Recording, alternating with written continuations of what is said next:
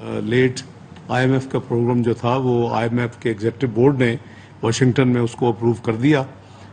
इसके हवाले से जो तफसील भी अवाम के साथ हमने जो शेयर की हुई है कि ये 9 महीने का प्रोग्राम है, इसमें $3 बिलियन पाकिस्तान को मिलने हैं और ये IMF से तय पाया था जब SPA प्रोग्राम यानी स्टैंड बाय प्रोग्राम हमने फाइनल किया नॉर्मल रिव्यू की बजाय, तो इसमें जो फ्रंट जो इंस्टॉलमेंट होगी अप फ्रंट लोडेड वो $1.2 अरब की होगी रफली, और जो बैलेंस अमाउंट है $1.8 बिलियन 3 अरब में से वो 2 रिव्यूज़ के बाद मिलेगा, यानी 9 महीने के दरमियान, एक नवंबर में और एक फरवरी में।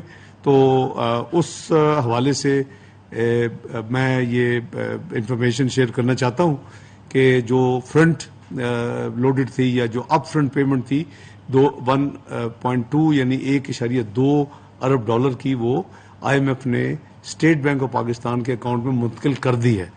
तो इससे पाकिस्तान के जो फॉरेन एक्सचेंज के रिजर्व्स हैं उसमें मज़ीद बेहतरी आएगी और इस हफ्ते की जो क्लोजिंग होगी जुमे को जो नंबर्स होंगे वो अल्हम्दुलिल्लाह वो मज़ीद कल से जो UAE के बाद मैंने इंफॉर्मेशन दी थी उससे भी मज़ीद बेहतरी आएगी।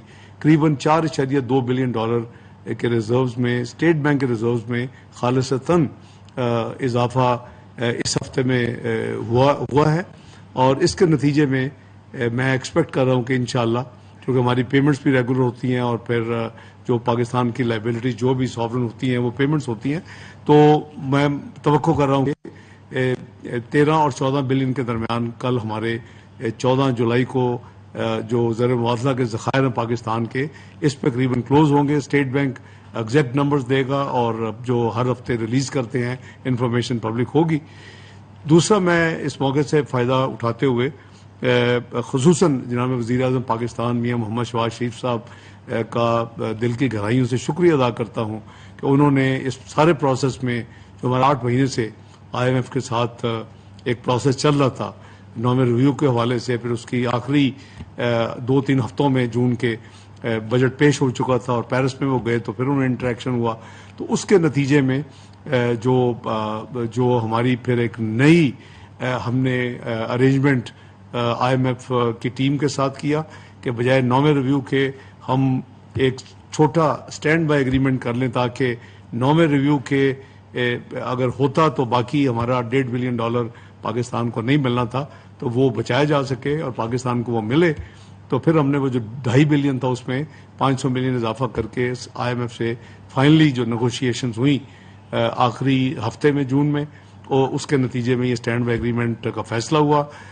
इसको 9 महीने पे लिमिट किया गया है ताकि जो भी इलेक्शंस के बाद नई हुकूमत आए वो फिर अपने फैसले कर सके।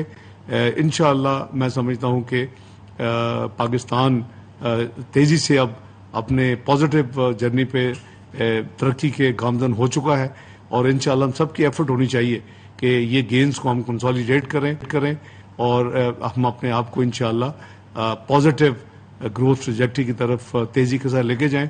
मैं इस हवाले से जो दूसरे जो हमारी इकोनॉमिक टीम के जो साथी हैं मैं उनको भी इंतहाई मशकूर हूँ कि उन्होंने बहसीयत मुआशी टीम पिछले 8 महीने में ये जो सफ़र है जो बड़ा मुश्किल कठिन और एक बहुत ही प्रॉब्लमेटिक सफ़र था वो मेरे साथियों ने भरपूर साथ दिया।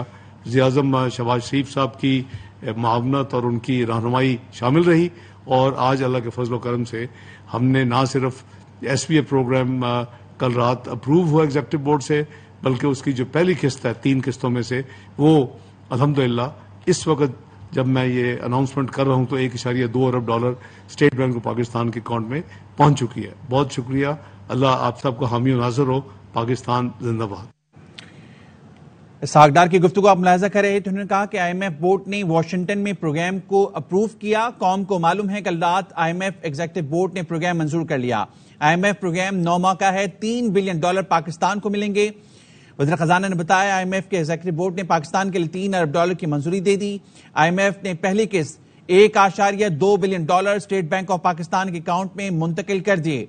باقی 1.8 بلین ڈالر بقایا 9 دیں گے۔